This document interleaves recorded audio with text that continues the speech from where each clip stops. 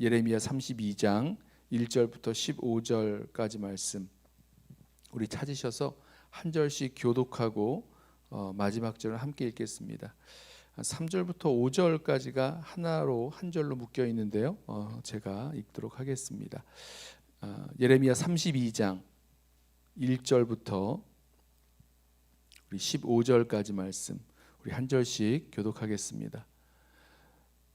유다의 시드기야 왕 10째 해 곧 느부갓네살 18째 해에 여호와의 말씀이 예레미야에게 임하니라.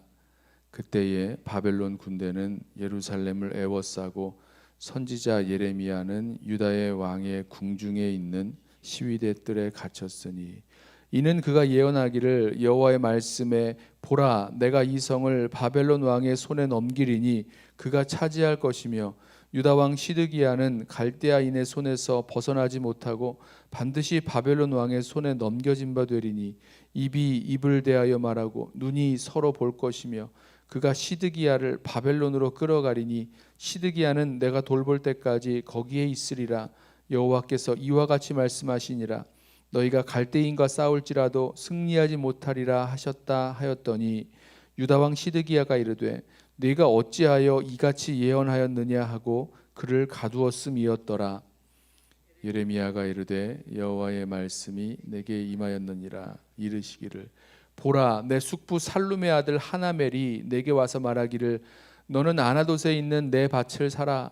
이 기업을 물을 권리가 내게 있느니라 하리라 하시더니 여호와의 말씀과 같이 나의 숙부의 아들 하나멜이 시위대 뜰 안 나에게 와서 이르되 청하노니 너는 베냐민 땅 아나돗에 있는 나의 밭을 사라.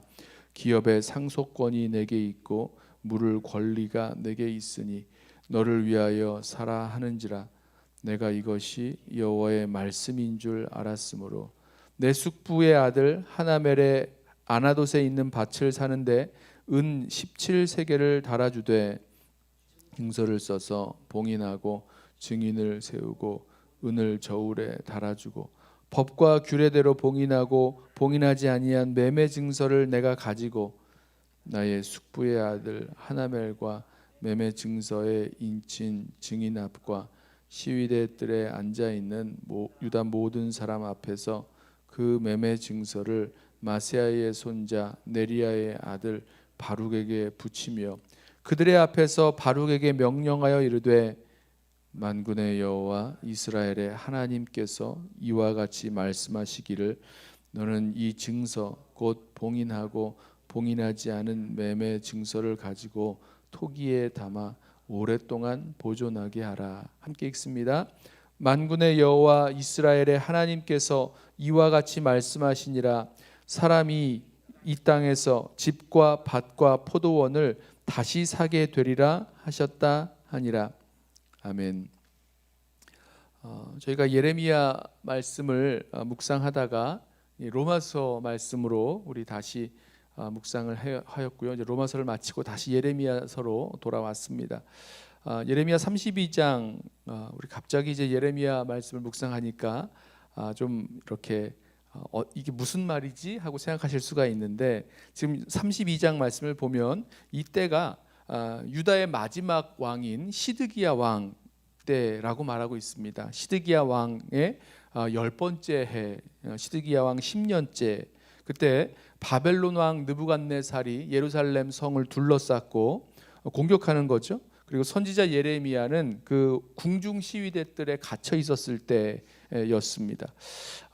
우리 잘 아시겠지만 유다의 마지막 왕 시드기야고요. 이 시드기야 왕이 이 바벨론의 이 공격에 이기지 못하고 예루살렘은 이제 함락이 될 것입니다. 이제 얼마 남지 않았어요. 우리 시드기야 왕이 바로 그 왕이에요. 바벨론 왕에게 잡혀서 군대에 잡혀서 그 바벨론 왕 앞에서 그 두 눈이 뽑히고 이 포로되어 끌려갔던 그 유다의 마지막 왕입니다.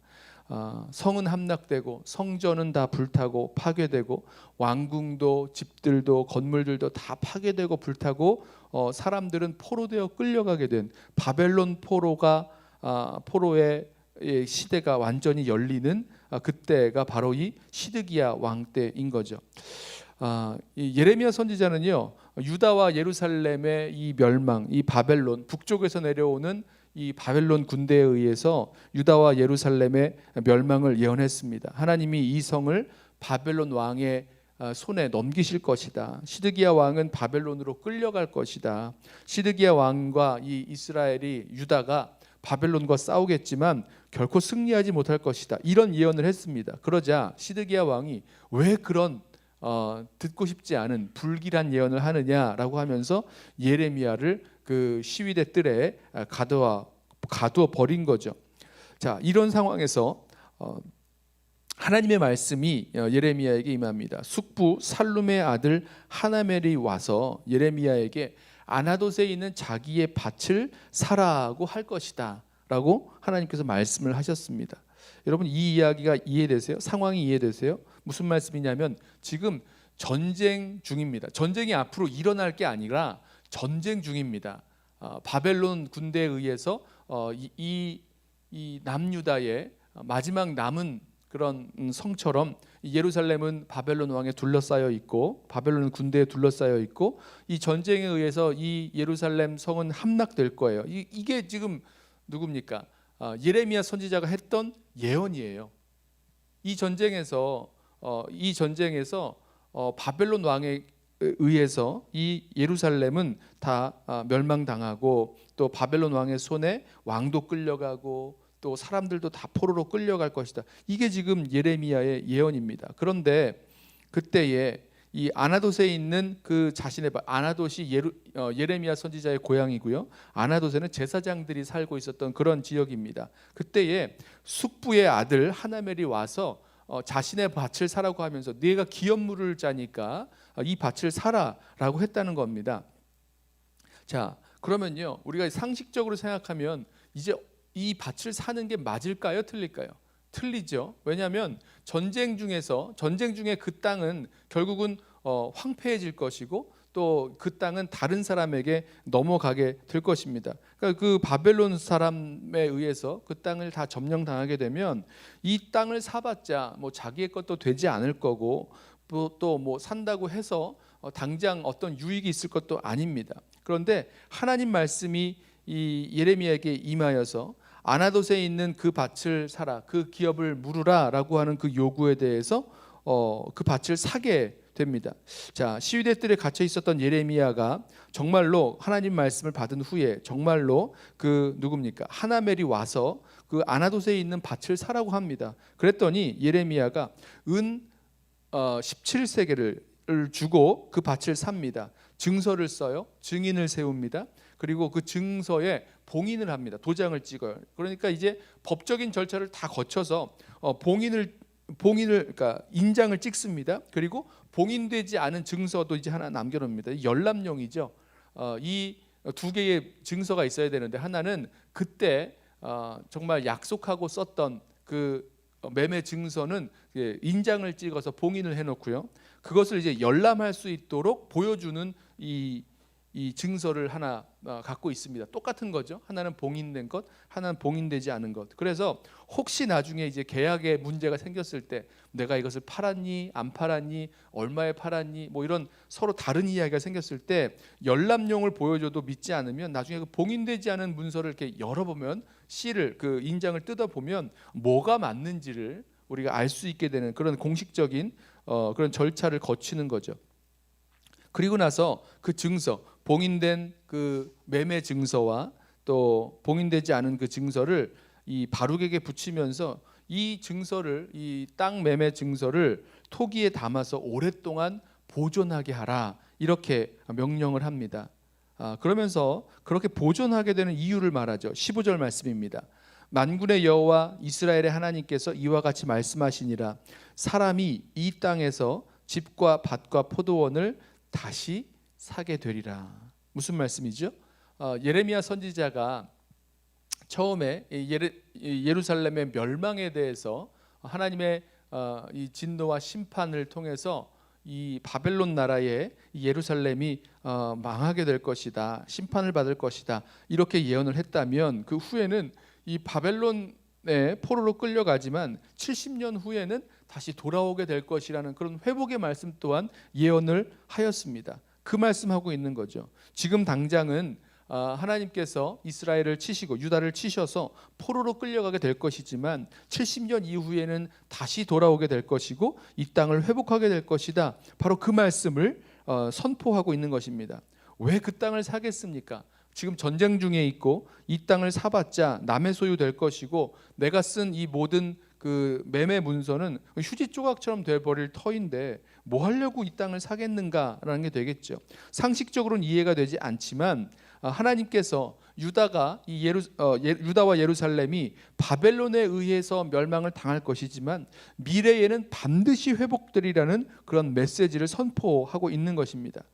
이 말씀을 묵상하면서 이 말씀을 준비하면서 저희 마음 가운데 어디를 바라보고 있는가, 어디를 바라보고 어떤 결정과 일을 해야 되는가에 있어서 아주 분명한 말씀을 우리들에게 주신다라고 생각을 합니다.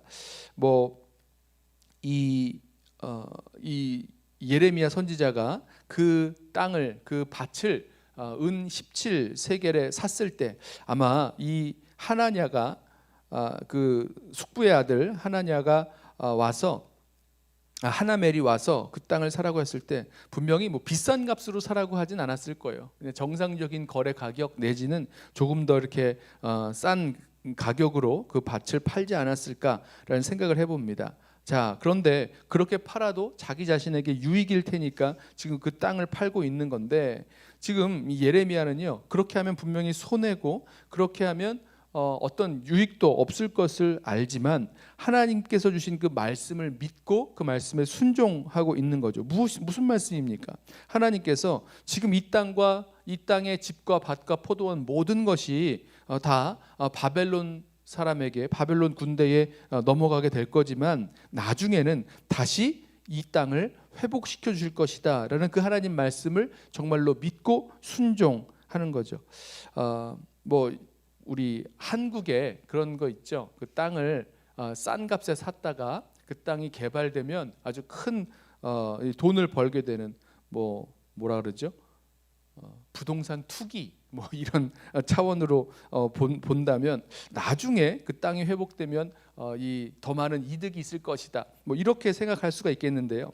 여기서는 그런 어떤 땅에 대한 그 이득을 이야기하고 있는 것이 아니라 하나님의 말씀, 지금 상황에서는 전혀 이루어질 것 같지 않지만 다시 회복될 것 같지 않지만 하나님 말씀을 믿고 당장의 손해를 보더라도 하나님 말씀을 믿고 순종하는 이 예레미야의 선지자의 그 모습을 우리 함께 보면서 우리도 무엇을 보고 일을 결정할 것인가, 무엇을 보고 일을 판단할 것인가에 있어서 하나님의 약속의 말씀을 믿고 순종하면서 나아가기를 원합니다. 하나님께서 우리에게 주신 그런 소망의 말씀, 상황은 전혀 소망스럽지 않고 상황은 어떤 것도 희망적으로 보이지 않지만 하나님의 말씀이 우리들 가운데 소망이 되고 희망이 되어 주실 때에 그 말씀을 정말로 믿고 그 말씀에 따라 순종할 수 있는 저와 여러분 되기를 원합니다. 우리 로마서 말씀에서도 그 말씀을 통해서 복음을 통해서 모든 이방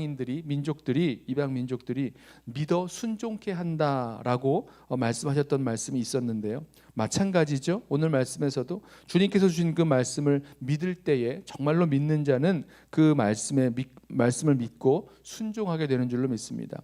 아무쪼록 우리 모든 성도들 심령 가운데 하나님이 우리에게 주신 그 약속의 말씀, 그 회복과 소망의 말씀을 믿고 그 말씀에 따라 순종하면서 나아갈 수 있는 저와 여러분 되시기를 예수님의 이름으로 부탁하며 축원합니다. 기도하겠습니다.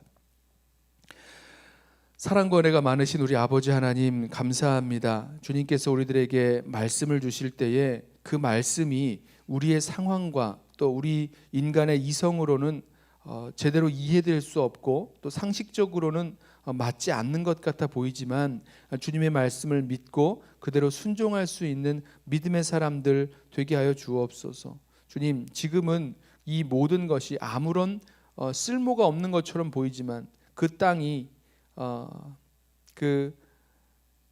예레미야의 숙부의 아들 그 하나멜에게는 아무런 쓸모없는 땅으로 보였겠지만 예레미야는 주님의 말씀을 믿고 그 땅에 가치가 있음을 알고 그 밭을 샀던 것처럼 주님, 주님의 말씀을 믿기에 이 세상을 바라보는 우리의 눈이 달라지게 하시고 또 그 말씀을 믿어 정말로 신실하게 순종할 수 있는 우리 모든 성도들 되게 하여 주옵소서. 상황과 형편과 여건은 아닐지라도 주의 말씀이 그렇다 하시면 그런 줄로 알고 믿고 그대로 순종할 때에 주님께서 우리에게 예비해 놓으신 놀라운 축복과 은혜의 역사가 우리들 가운데 일어나도록 주님 역사하여 주옵소서. 감사하오며 예수님의 이름으로 기도드리옵나이다.